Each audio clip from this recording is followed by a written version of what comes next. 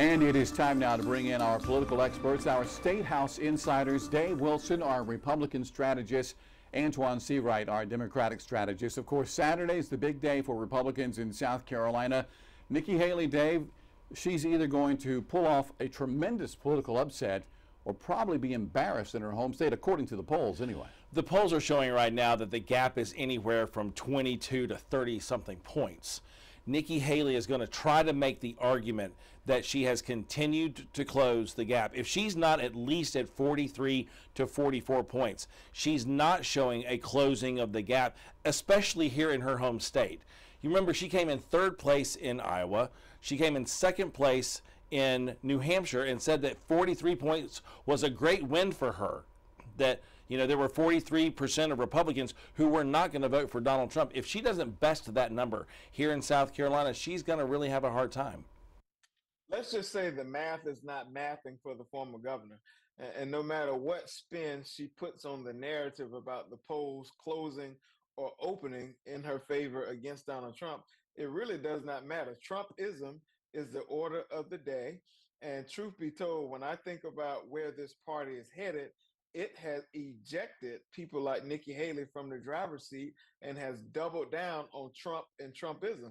And so when it comes to South Carolina, I believe the former governor is planting a flag for what's next in the political Republican ecosystem, whether that's Trump's criminal issues that may hold him accountable for his actions, or whether or not 4 years from now, because I believe Democrats will win the presidency. We have a much better candidate. We're much better positioned financially to do so. She's planting a flag for 4 years from now so she can be top of the mind conversation, or in her almost lost attempt to restructure where the Republican Party is headed, she's trying to do one of those three things. What I do believe, Dave and JR, is everyone who's running in the race is not running to finish first. And that certainly is the case when it comes to the former governor, former ambassador, Nikki Haley, because I think she knows she will not be victorious in South Carolina, and very strong likely she will not be victorious on Super Tuesday. If Antoine is right, though, JR, and it is a Biden win for the White House in November, Nikki Haley is perfectly positioned for 2028, because she will then start her entire I told you so campaign. If you take a look at the poll numbers that have come out right now, they are showing, at least the most recent ones today, showing her head-to-head against Biden with a significant lead. And she will go back through then and argue, I could have been the better candidate. I wish you had listened. Antoine, let me ask you about those polls now, because she put on X today, formerly known as Twitter, a poll from Marquette University that shows her head-to-head with President Biden. If the election were held today, Haley 59%, Biden, the sitting president, 41%. But she also had Trump beating a head-to-head matchup with Biden, 52 to 48%. You say Democrats are going to retain the White House. These poll numbers show differently, Antoine. Just because she says it or just because she posted does not make it true. There's so much ball to be played, and we can make a poll say anything. We can make a poll say that J.R. Barrett is more handsome than Antoine Seawright, but in real life, most people would agree that's not true.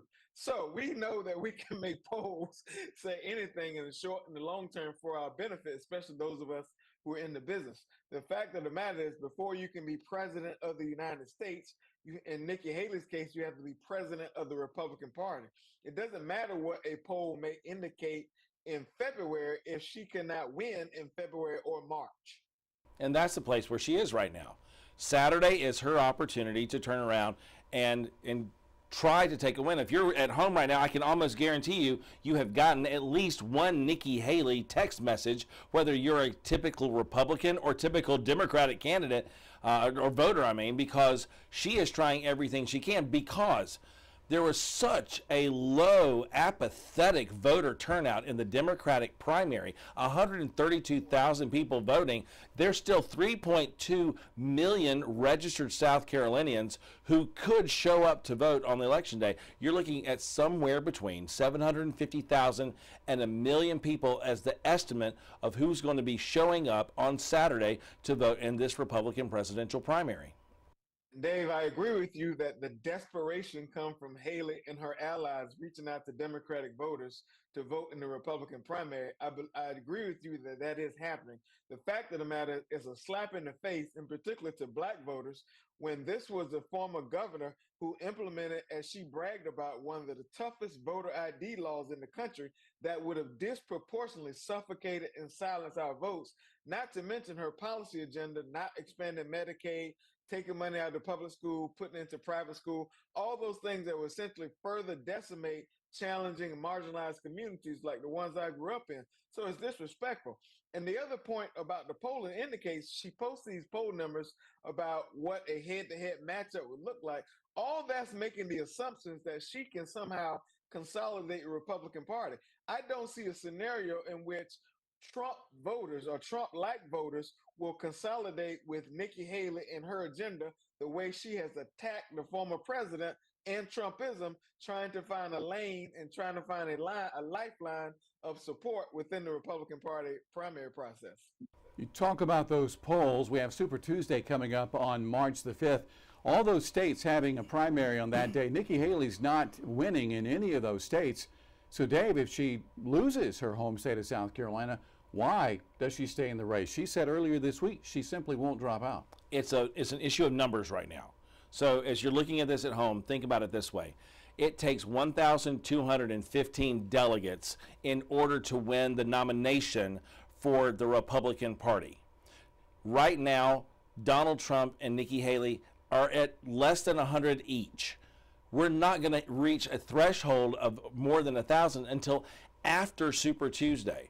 As it stands right now, the other part of it is Nikki Haley's supporters are financially willing to back her because they're looking for an alternative to Donald Trump. She will stay in this race as long as the dollars keep flowing in. It's kind of like driving your car. You can keep driving your car, but when you run out of gas, that's when you're going to be stopping.